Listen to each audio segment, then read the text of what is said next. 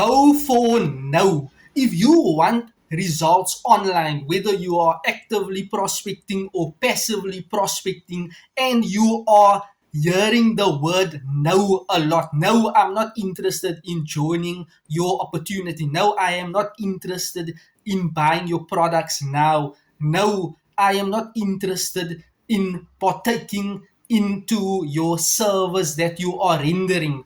No is good.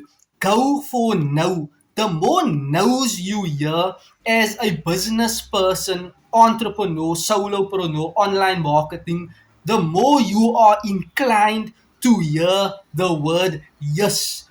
Yes, show me more of the benefits of your products. Yes, I am open to having a look at your presentation. Yes, I am able to to be on the phone with you.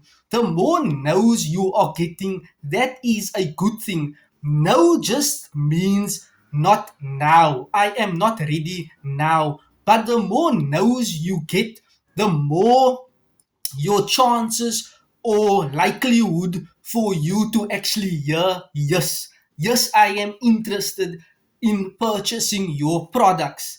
Yes, I am interested in purchasing two of your services or two more of your products. You can always upsell things after you actually hear no a lot. So, your job is as an entrepreneur or as a business person, do things a lot so that you can hear the word no. The more you hear the word no, you are closer to your yes and making that sales. So do not get discouraged when people are telling you no.